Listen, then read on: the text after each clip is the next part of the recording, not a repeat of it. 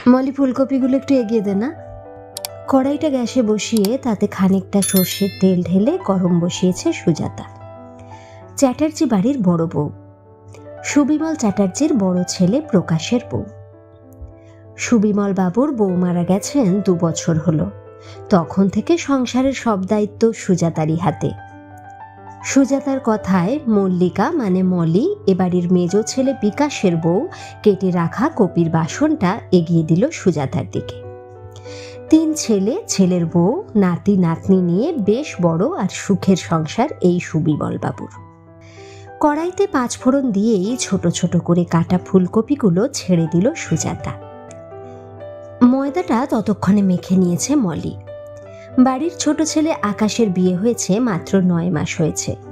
ওর বউ অহনা ভারী মিষ্টি মেয়ে, খুব শান্ত আর বড় জায়দের খুব বাধ্য। তাই হয়তো এত মিষ্টি লাগে সবার। ও রান্নাঘরে থাকে কিন্তু ওই টুকটাক কাজগুলো সামলায়। মাসের মুদি বাজার গুছিয়ে তুলে রাখছে অহনা। জিরের গুঁড়োটা কৌটোয় ঢালতে ঢালতে শুনছে মল্লিকা সুজাতাকে বলছে, দিদি ভাই, আজ দাদা কি কিনে দেবে? শুনেই সুজাতা হেসে বলল, চুপ কর তো, 10 বছর হয়ে গেছে বিয়ে হয়েছে, আর কি দেবে? মল্লিকা চোখ টিপে বলল, তা আবার হয় না কি কিছু দেবে না? আগের বার দেবে না করেও কি সুন্দর নাকছাবিটা এনেছিল, চয়েস আছে বলতে হবে দাদার। সুজাতা বলল, চুপ কর, বিকাশের পছন্দ খারাপ? ও নিজে হাতে তোর জন্য কিনে আনে, কি সুন্দর সেসব। কি সুন্দর শাড়িটা আনলো বলতো পুজোর সময়। আর তোর দাদা শাড়ি আনতে বললে লাল পাড় সাদা শাড়ি ছাড়া কিছুই ওনার চোখে পড়ে না, বলেই দুজনে হেসে ফেলল। বিস্কুটগুলো কৌটোয় ঢালতে ঢালতে মনে পড়ল অহনার আগের বছর আজকের দিনে ওর বিয়ে না হলেও ঠিক হয়ে গেছিল। ধানতেরাসের দিন আকাশ ওকে নিয়ে গিয়ে একটা সোনার কাঁটা কিনে দিয়েছিল খোপায় বাঁধার। আসলে সোনার প্রতি খুব একটা আসক্তি নেই অহনার, তাই হার কানের কিছুই পছন্দ হচ্ছিল না ওর। ওই কাঁটাটা ওর ভালো লেগেছিল কারণ ওটা ওর নাচের সময় কাজে লাগতো। নাচ শব্দটা মাথায় আসলেই সব শূন্য লাগে ওর। ও ভাবতে পারেনি এই শব্দটার সাথে আর কোনো যোগাযোগ থাকবে না। বৌভাতের 2 দিন পর যখন নাচের স্কুলে যাবে বলে বেরোচ্ছে, সুবিমল বাবু এসে পথ আটকেছিলেন। শুধু 5টা শব্দ বলেছিলেন, চ্যাটার্জি বাড়ির বউরা ঘুঙুর পরে না। পাশেই দাঁড়িয়েছিল আকাশ। মনে পড়ে আজও সেদিন করুণভাবে ওর দিকে তাকিয়েছিল অহনা, যার ভরসায় মাত্র 2 দিন হয়েছিল অহনার ওই বাড়িতে এসেছে। সেই আকাশ বাবার সামনে বলে দিল, ছেড়ে দাও, বিয়ে হয়ে গেছে, আর নাচানাচির কি দরকার। বাপের বাড়ির পাড়ায় মস্ত নাচের স্কুল ছিল অহনার। জনা 60 স্টুডেন্ট ছিল ওর। সুবিমল বাবুর সামনে কিছু বলেনি, কিন্তু ঘরে আকাশকে অনেকবার বলেছিল অহনা, কিন্তু রাজি হয়নিও। বাপের বাড়ির খুঁটিটাও বেশ নড়বড়ে ছিল অহনার। মামা বাড়িতেই ও আর ওর মা থাকতো। বাবা অনেক ছোটবেলাতেই মারা গেছিলেন। বিয়ের সময় নাকি মামা কথা দিয়েছিলেন যে বিয়ের পর নাচ ছেড়ে দেবে, অথচ সেই কথা অহনা জেনেছে বিয়ের পর। একটা দীর্ঘশ্বাস ফেলে বিস্কুটের কৌটোর ঢাকনা আটকে বাচ্চাদের কর্নফ্লেক্সটা ঢেলে ফেলল অহনা। কি রে অহনা, তোর বরাজ কি দেবে? কি নিবি বরের থেকে ধানতেরাসে? সুজাতার প্রশ্নে অহনা হেসে বলল, যা দেবে। মল্লিকা ভেঙিয়ে বলল, এই এক মেয়ে হয়েছে, যা দেবে। এরকম বললে দেখবি একটা সময় আর কিচ্ছু দেবে না, চেয়ে নিতে শেখ সব সময়, বুঝলি? ওকে ভালোবাসায় মুড়িয়ে রেখেছে আকাশ, না চাইতেই শাড়ি গয়নায় ভরিয়ে দিয়েছে। কিন্তু কেন যে ওর সেসবে মন নেই ও নিজেও জানে না। ও তো এত কিছু চায়নি, শুধু তালে থাকতে চেয়েছিল, ঘুঙুরের বলে থাকতে চেয়েছিল। খুব সুন্দর ক্লাসিক্যাল ডান্স করতো অহনা।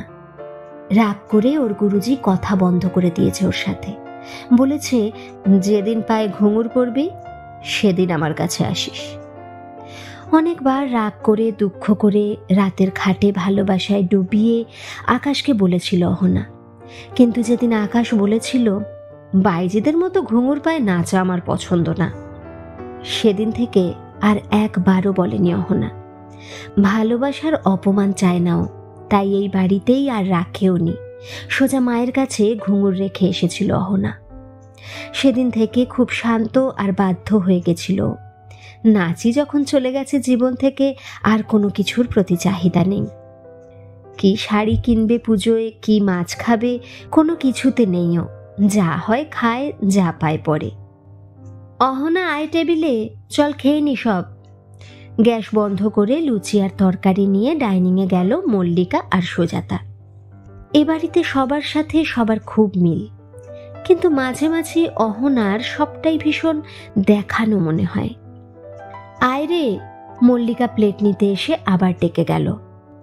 শ্বশুর আর জায়ের বাচ্চাদের হরলিক্স দুটো মিট সেলফে ঢুকিয়ে রেখে বেরিয়ে গেল অহনা। রাতে সবার খাওয়া হয়ে গেলে টেবিল মুছে সব পরিষ্কার করে লাইট অফ করার দায়িত্ব থাকে অহনার। ও নিজেই নিয়েছে সেসব। যত দেরি করে যাওয়া যায় আকাশের কাছে, আর এটুকু তো সংসারে করতেই হয়। সারাদিন ধরে বড় দুই যা সব কাজ করছে, তাই বুদ্ধি করেই এই দায়িত্ব নিয়েছে ও। আজও টেবিলে ফুলগুলো সুন্দর করে সাজাতেই দেখল বড় যা এসে হাজির, হাতে একটা বাক্স, আর মেজো যাও পিছু পিছু। ওরা রাতে খেয়ে ঘরে চলে গেছিল। একে অপরকে ডেকে বাইরে এসেছে, এটা পরিষ্কার বুঝল অহনা। সুজাতা দেখল প্রকাশ ওর জন্য একটা আয়স্ত বানিয়ে এনেছে। শাশুড়ির দেওয়া আয়স্তখানা বড্ড সেকেলে দেখতে, তিনজনকেই একই রকম দিয়েছেন। তিনজনেই হাতে পরে, কিন্তু ডিজাইনগুলো পুরনো, ভীষণ সেকেলে। সুজাতা খুশিতে ডগমগ। সত্যি বর্দি ভাই, বর্দার চয়েস আছে, দেখে নিয়ে বলল অহনা। সাথে সাথে মল্লিকা বের করলো হারের সেট, পলার হার আর কানের দুল। সোজা এনে আগে দেখালো অহনাকে, যেহেতু বর্দার ভালো চয়েস বলেছে। এই সময়গুলো বেশ বোঝা যায় যে চ্যাটার্জি পরিবারে ভালোবাসার মোড়কের ভিতরে যত্ন করে হিংসে তোলা আছে। মল্লিকাকেও দারুণ বিশেষণে ভূষিত করেছে অহনা। ওদের দুজনের কথার ফাঁকেই ঘুমাতে গেলাম গো বলেই নিজের ঘরে চলে এসেছে অহনা। সারাদিনের পোশাক বদলে রাতের স্বপ্নালু পোশাক পরে ড্রেসিং টেবিলের সামনে বসে ঘষে ঘষে নাইট ক্রিম মাখছে অহনা। সুন্দর রাখাটা ওর উদ্দেশ্য না, আকাশের সাথে কাটানো সময়টার পরিমাণটা খালি কমানোর জন্য এই ব্যবস্থা। আকাশ বালিশে হেলান দিয়ে মোবাইল দেখছে, অন্য দিনের মতোই। মুখ দেখে মনে হচ্ছে না ধনতেরাসের দিনটা মনে আছে ওর। বাঁচা গেছে, ওসব আদিক্ষেতার থেকে ভুলে যাওয়াই ভালো। মনে মনে বলে খাটে এসে বেড সুইচ দিয়ে লাইটটা অফ করতে যাবে অহনা, পেছন থেকে জড়িয়ে ধরল আকাশ। অহনার সামনে একটা লাল ভেলভেটের বড় ব্যাগ ধরল।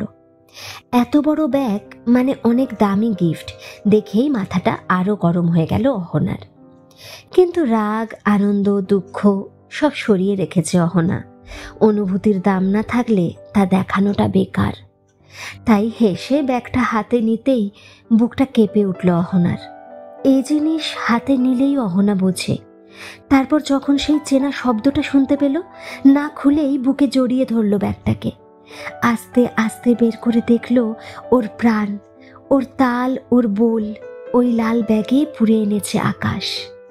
ঘুঙুরগুলো নিয়ে বুকে চেপে কেঁদেই চলেছে অহনা, যেন নিজের সন্তানকে ফিরে পেয়েছে আবার। আকাশ কানের কাছে এসে বলল, এত ভালোবাসো? এক চোখ জল নিয়েই ঠোঁটে হাসি ফুটিয়ে মাথা নাড়ালো অহনা। আকাশ বলল, এবার কিছু কিনিনি তোমার জন্য। তোমার মায়ের কাছ থেকে ঘুঙুর এনে পালিশ করিয়ে ফিরিয়ে দিলাম তোমার যক্ষের ধন। আজ ধনতেরাসের দিনে দেখলাম ভুল করিনি। তোমার মতো মেয়েকে আনন্দ টাকায় কেনা যায় না। যাও, নিজের শান্তি খুঁজে নাও। কাল বাবার সাথে আমি কথা বলবো।